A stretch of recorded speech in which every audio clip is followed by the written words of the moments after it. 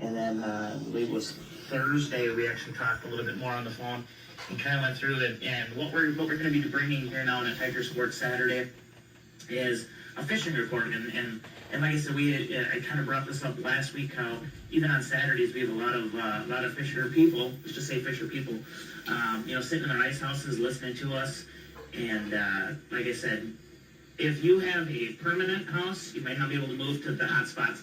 But if you're one of those that are listening on a little portable, or maybe you're just one of those guys that sit on a bucket. And it was funny. Christmas Eve, we're driving. I was in my sleigh, as we'll just call that. And so as we're driving, we went past the lake, and you could see there was a bunch of people fishing. You had your bigger ice houses out there. You had your portables. And here's a couple guys sitting out there near Half Bridge on a bucket with their little Mr. Buddies or whatever, buddy heaters. And, that's amazing just to see. Sometimes the old-fashioned way is the best way, for sure. I mean, if it's a nice warm day and you can get away with it, it's way less stuff to carry. That gets to be, so many people carry so much stuff with them nowadays, and the amount of gear you bring with, it can be overwhelming. So if you know you got a good spot and can just wander out with your pail and do the thing, more power to you. Yeah, and one part of what this fishing report is, maybe we're going to get into, maybe where the hot spots at, not only here in Fountain Lake, but around the area. We're going to get into some tournament stuff, all that. But Dylan, let's start with how you got involved and really fell in love with fishing. So, like a lot of kids, as soon as I could have a fishing pole in my hand and catch a fish, it was instant, right? I was in love with the first fish I ever saw. And that grew up with me.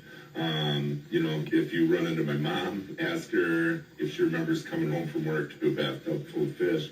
So I grew up down by the Shell Rock, and we would fish down there, and I'd bring them home, put them in the bathtub, drove her absolutely up the wall. But I enjoyed it. And from there, you grow up and just keep doing it. And, my dad had a really good friend that used to take me to Rainy Lake, an area called Red Gut Bay. And I think that's where my passion really cemented itself. We had a blast up there, tons of great memories, lots of fun. And it's just always grown since then. Had some kids and, pardon me, got them into it, and we fished casually for a long time. And then a couple years ago, Nicole and I entered a tournament on a lake her parents live on. At the time, it was called the Graha, and is now the Grand Rapids Walleye Shootout.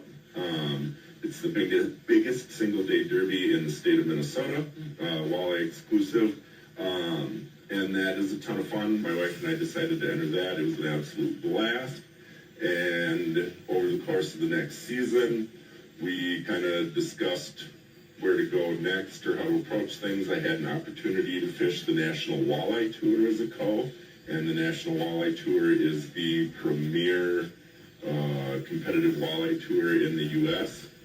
Huge organization, hundreds of thousands of dollars of prizes over 5 events annually. And I was a co or an amateur. It's a pro-am format. Had an awesome experience with that. Met some people, developed some really good relationships, and was able to spend a lot of time on the water with those guys, and realized, my skill set really wasn't that far off from being a solid competitor. As time went on, I got an opportunity to buy a really nice boat from North Star here in town. That was very exciting. And then last year I fished a tour called AIM, Anglers Insight Marketing, and that's a walleye organization that has tours in North Dakota, Minnesota, Wisconsin, and they do a rivers division. And, it's kind of like a minor league thing for guys that are trying to, get their foot in the door and establish themselves in the tournament scene. And that's been a lot of fun. I did that last year, met a bunch more really cool people across the state. That's pretty much how the tournament thing got going. I'm planning to do the full season of AIM again this year with tournaments on Leech Lake in May, Mille Lacs in June, Ottertail in July, Vermilion in August, and Cass Lake in September. So we got a full schedule of that. Yeah. I'll step in just for a second. So that's what you got going. And so let's talk about, you have a Facebook site, and our listeners this morning, it kind of got pushed around a few different spots, but it's Fishing with Dylan. Fishing with Dylan. You can find me on all the most notorious socials, TikTok, Instagram, Facebook, YouTube. We're going to be developing more content for that this year, and that is all under the name Fishing with Dylan. Okay. And so our listeners can go there, and we'll actually have, I'll work with you to get even, when you do call in and do interviews, where you can put that on your Facebook as well. So we really want to, like I said, partner up really well, and you can go look at the pictures. But let's talk about what Fishing with Dylan's really doing for the local community. So my boys have been in the Elderly Angler Club, and last year I tried to take a little more of an involved role as a coach, and I'm hoping to expand on that again this year. Teaching and youth involvement are a huge part of why I do this. I really enjoy showing people how to be successful, right? And that's an important part of expanding and growing the sport also. And even though, like the Elderly Anglers aren't technically the Tigers team, but it's still Tiger sports. I mean, there's still kids that are out there and doing what they're doing, the sport they love. Absolutely. And so that's why I thought this was going to be really good to get this involved as well, because like I said, we try to cover all sports, right. Not just Tiger, but all area. And like I said, and that's one thing that with the Elderly Anglers, they do a lot for the community too. They do a ton. And sometimes they don't get the recognition because you can watch them on their socials, but they're not high school sanctioned and things like that. But I know, like, even for the I would co-host an American Legion ice fishing tournament. You'd get members from 1st and 3rd district that would come down, and we had the Elderly Anglers and the sportsman group come in and drill all of our holes and things like that. So they do that. They also hold the big Take a Kid fishing tournament. That's all part of that. But we also got the other ice fishing tournament that'll be coming up here soon. Yeah, they usually do a couple later in the winter around the Super Bowl. So that's a ton of fun. If you got kids that are interested, that's on Facebook under Elderly Anglers. You reach out to them and they'll show you how to get your kids involved. I think from 12 to graduated senior is the basic role for that. And aside from the tournaments and the Take a Kid fishing, they do lake cleanup days where the kids all go around, pick up garbage around waterways, and there's actually really good participation in that. So it really is a great group locally.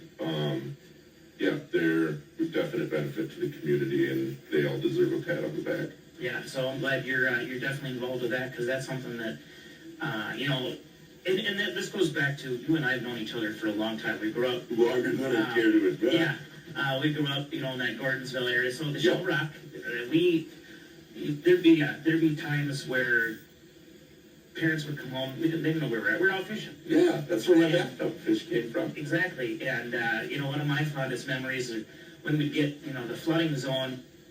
Of course, the river would raise up and go over the road. Yeah. And then you could just walk down, and we didn't have waders and nothing like that back then, But yeah, like I said, barefoot and fair out there. Yeah, we'd go and fish on the road, do things like that. I remember Lynn Nelson. I don't know if you remember him. He lived just west of Gordonsville, and he remembers the time actually when me and Jason Hillman and Bjorn Olsen and you'd come down to it.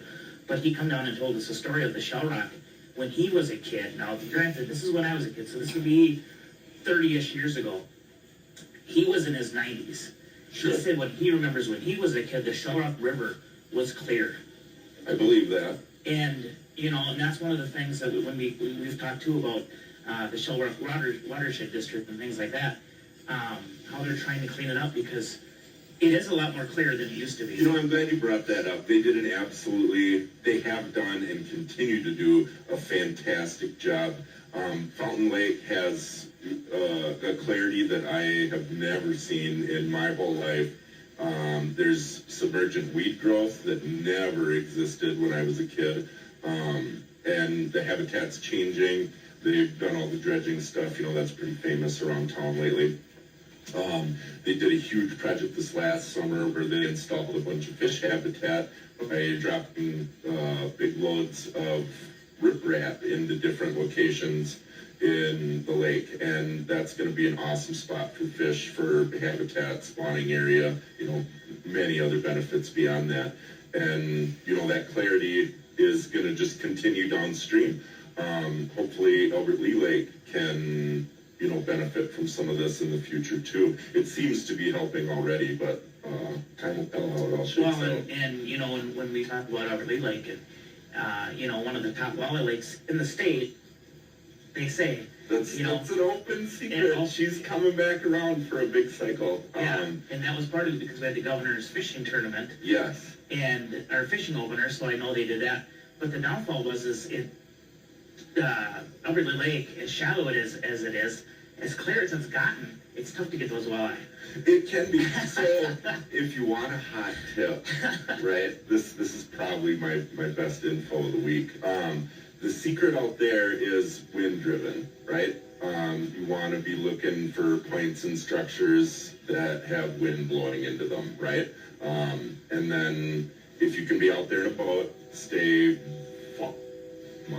it's shallow. So just make long casts, stay a good distance away. And if you're into a bay or a point where the wind's pounding into, just make a good long cast and bring your bait through there. They're in there. Yeah, and they're in there. I know that was, I can't remember which magazine it was, but they had how Albert Lee, it was, I think, number 3 at one point. And I'll grant that that's been a few years ago, and we know, obviously, for ice fishing, and I'm one of those types of ice fishermen that I like to sit there, have Power96 on the radio, maybe have a beverage in my hand, just relax. Yes. And we're a lot of guys out there, they like to, jig for walleye. Yeah. It's a lot of work. And what have you heard this year? If someone's jigging for a walleye this year, what's really working? Have you heard anything? Just a small jig tip with a minnow or a jigging spoon. So we talked about how the lake has changed in recent years, and that has kind of had an effect on how the fish are setting up in that lake. And some of the traditional areas that have held fish, aren't necessarily being as productive as they have been, historically. So what I would challenge anyone fishing Fountain Lake to do is be very mobile. Try to find those reefs that the watershed district installed, and look for weed edges, right? Because all that stuff never existed, and it's not really present in people's minds yet. Because I've talked to a lot of people that are complaining that the fishing is worse than they remember, right? And I genuinely think it's a lot better. You just have to adjust your approach a little bit and find some new areas. Be mobile, be active. Maybe set some tip-ups while you're jigging, that kind of thing. There's quality fish in the lake right now. It's healthy. Just approach it a little different than history would have had to do. So what kind of fisherman are you when it comes to ice fishing? Ice fishing? My ideal day of ice fishing, Dave, would include, maybe bringing out a little fire pit, a mobile thing, and having a little hockey rink, maybe clear some area off for kids to skate, set some tip-ups, everybody hangs out, maybe play some boot hockey and chases some tip-ups. I think that's an absolute blast, a great way to spend time with your family and keep the kids involved. Because if you get, kind of slower periods where the flags aren't flying, the kids are going to get bored. So you need something for them to do in the meantime. And if you get cold, you've got a little fire going, you warm up a little bit, or maybe even grill a couple wieners. And, a couple of your favorite beverages are always welcome also. That's always welcome. Well, what we're going to do is we're going to take a quick break here. Going to pay some more bills, as they say. This is a Tiger Sports Saturday. Well, with me today is special guest Dylan Thompson. We'll be right back here with more on Power 96. Southern Minnesota Branding has been helping customers trade Tiger Sports Saturday live from the Pizza Ranch. Once again, Tiger Sports Saturday every Saturday, unless I'm out of town, which normally doesn't happen too often, or we're live, which can happen here as we get into playoff season. But brought to you by the Pizza Ranch, American Insurance, and the Austin Bruins. before we get into more with Dylan, I do want to take time here quick to thank all of our sports boosters here on Power 96. Without them, we wouldn't be able to do what we do, and part of it's today talking fishing with Dylan. Of course, American Insurance, they bring you our press box.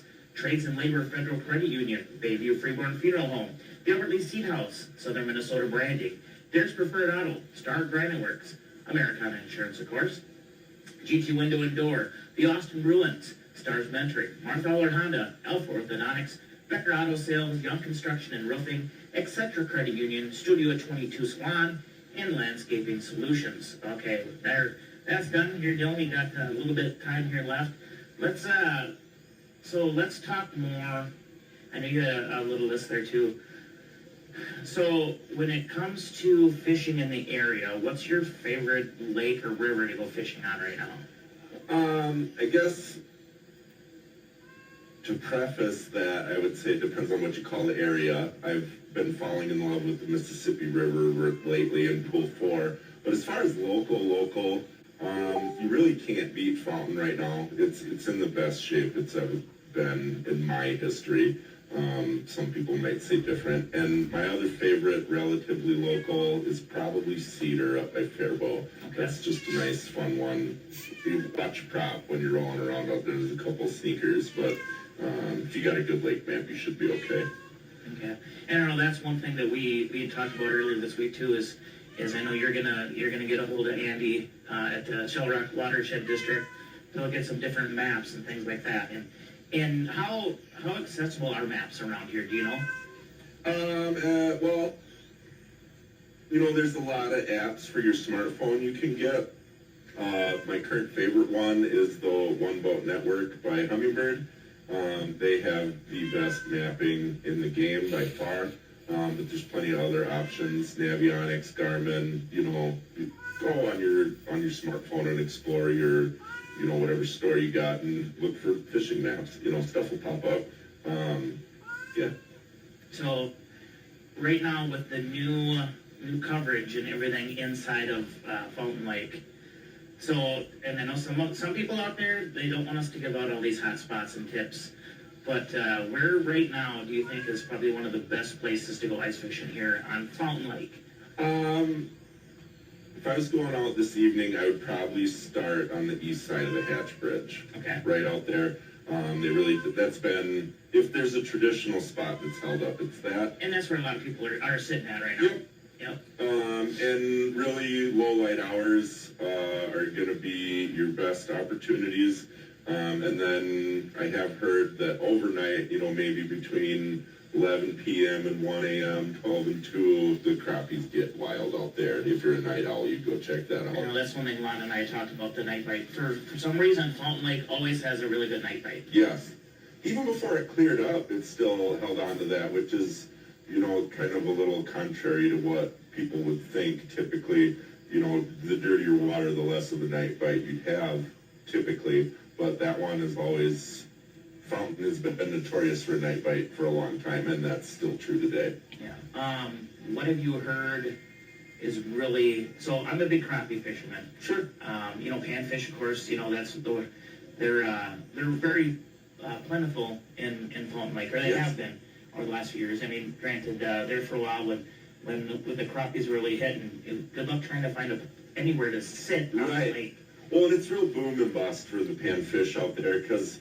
over a few-year period, people won't really know they're there, and then they have an opportunity to grow and reach a really good table size, and then word starts to get out, and you have a couple, 3 seasons of really good fishing, and then it starts to decline a little bit again until people are like, oh, crappies are gone, and then, the pressure goes down. They have a couple years to rejuvenate, and then you go through the cycle again. So I know one thing that it was really, and I haven't got out yet this year, but even the last few years, the northern population in Fountain Lake, and I honestly feel that has a little something to do with some of the smaller panfish coming in. Yeah, but those northern, they are crazy.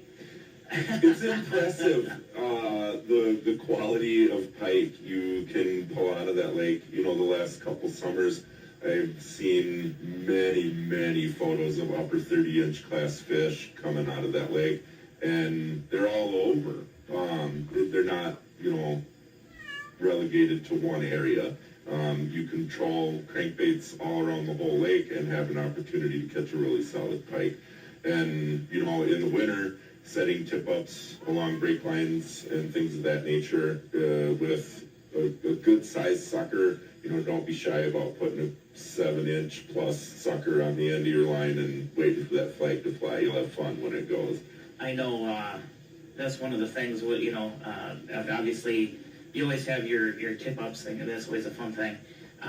But yeah, when we were talking about the northern fishing and stuff, Lon and I were out, and all of a sudden, we were just slow jigging with a whitetail, not even a minnow on it, just slow jigging, and we were just playing the crappie, and all of a sudden, nothing. We'd snag onto a sunny. Well, what would bite onto that? It'd be a big old northern. Big old pike who comes scooping sunny. So all of a sudden you're reeling in, and you got a pike, and you're just hoping you have a net. And a lot of times we don't bring a net because you don't need a net for crappie fishing, right? No, you're both flipping them. And but yeah, so like I said, I know northern fishing has been very good. And there's a lot of people that go out and they're looking for that trophy northern. What do you? Absolutely. What so far the last couple of years? Do you know what the largest northern has been out of here? I heard of a 41. Okay, because I'm gonna say I thought I had heard low 40s. Yeah. It'd come out. And I actually know the guy that caught that. It's legit. That was a 41-inch fish. What do you do with a 41-inch? Take an awesome picture and put it back. Yeah, and I know. That's one of the big things, when you're talking about mounts and even, like I said, walleye, it's one of those things, we go up to Mille Lacs normally once a year, and you're always waiting for that trophy fish, but what do you do? Take the picture, release it. You get in the water as quick as you can. A couple of years ago, my wife caught a 29-inch walleye, right? And for a lot of people, that it definitely is in the class of fish you want to put on the wall. I told her no. We have a 30-inch minimum in our boat for trophy fish, walleyes. And to this day, she's still a little grumpy with me that I made her put it back. But, you can still do replicas nowadays. That technology has come a really long ways. So, starting off with some controversy, because people get heated about this subject. If you're a licensed angler and you're fishing within the regulations, it is definitely your right to keep whatever you catch as long as it's law-abiding, right? I would never frown on anybody for keeping a trophy fish like that. But at the same time, me wanting to advocate for conservation, I highly recommend having a cloth tape in the boat, just taking some really good measurements and some really good photos, and you'll have a beautiful replica made that will last generations. And who knows, 5 years later, you could catch that same fish. Yeah. It could be bigger. You're going to give somebody else an opportunity to enjoy that excitement. Yeah, it always reminds me of Catfish Hunter from Grumpy Old Man, so I put him back, like I said, it's Fishing with Dylan, that's your Facebook site, and we're going to be having, try to get weekly, just check-ins, maybe some hot tips, what bait's working, things like that. So, what's your number one hot tip right now for this week? For crappies, like I said, low light areas and a small, probably tungsten jig with either a couple wax worms, or they're making some really exciting microplastics nowadays. Go give those a try.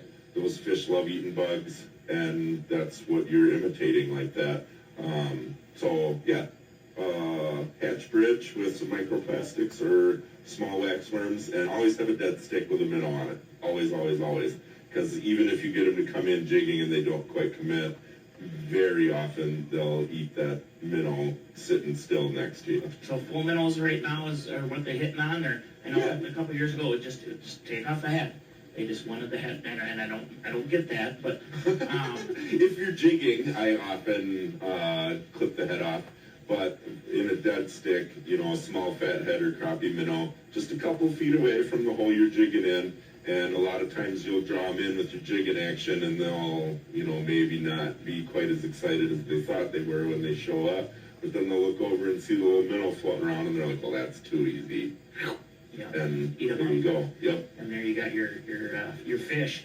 Any tournaments coming up here over the next couple of weeks that anybody should be made aware of? Not right now, but I will keep you posted when the Elderly Anglers finalizes dates for their winter stuff. We'll certainly keep you abreast of that. And then, as the season progresses into open water, there is quite a few local tournaments around here, not just for walleyes, but bass and other stuff too. And it's a great way to get out and enjoy some time with your family. Yeah, and I know as far as with like bass tournaments, we have quite a few local, semi-professional bass fishermen in the area. Yeah, there's quite a few. I know Jason Howland, he goes and does that circuit, and he's on a pretty good circuit actually. The Champions Tour that's legit. That dude is a solid angler. yeah, and so it's always fun to talk fishing with him and see his photos, and I know there's a few other ones, like I said, that they hit all these tournaments. Obviously the big tournament, you got Eel Pout, and does that already have, no, that'll be... Eel Pout's done, the one in Walker. Okay, so it is done now. Yep, they don't do that anymore. The organizer did not do a great job managing cleanup, and there was always a mess on the ice, and people got grumpy about all the garbage that melted into the lake, is the basic story there, and nobody's really wanting to take over hosting. But the Brainerd JC's tournament still goes on. I believe that's typically on Gull Lake. That's huge. I believe it's the world's largest ice fishing tournament. Tens of thousands of entries, huge prizes. So if you're bored that weekend, I can get the dates, and I don't have them off the top of my head, but we can get you that. And if people want to go up there and have some fun with that, that's a good one. I know Clear Lake, they normally do a big fishing tournament too, normal ice fishing. That hasn't happened in the last couple of years either. I know with the weather.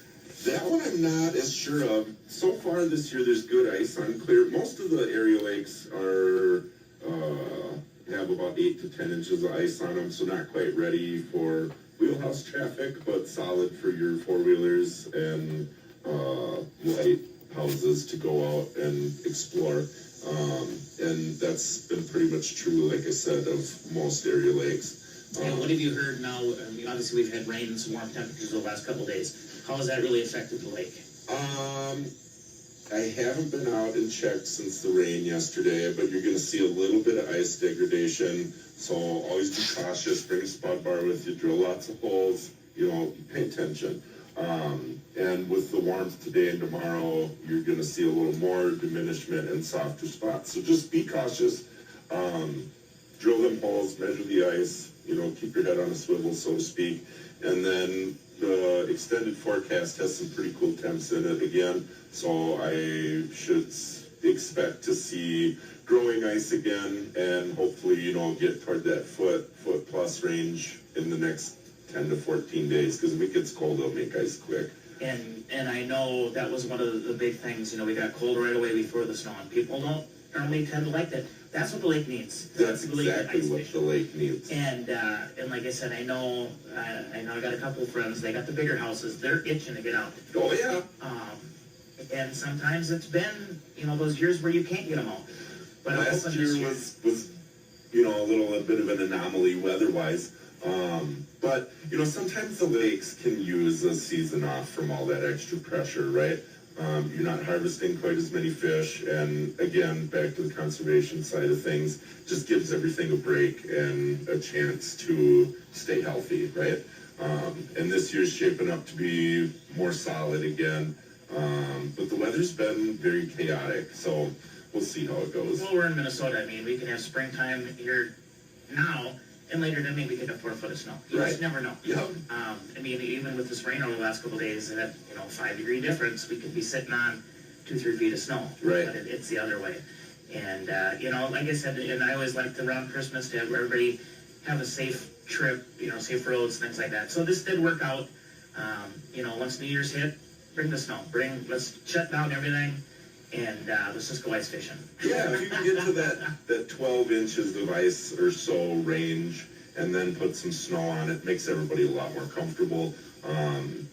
Again, I always exercise caution. No fish is worth your existence, No. right? Make sure you get home.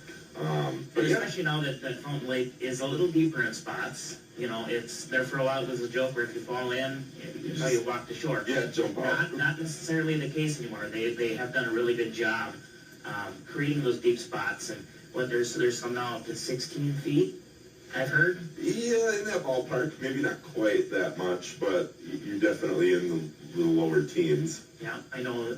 Once again, if you follow the river, and it goes back to the Shell Rock, that's what feeds Fountain. Yep. And like I said, I know that was when we had our dock and all of our boats. We were always on the riverside because that was in that 10 to 12 foot Yes. deep range where you get into the shallows, maybe near the beach, Catherine Island.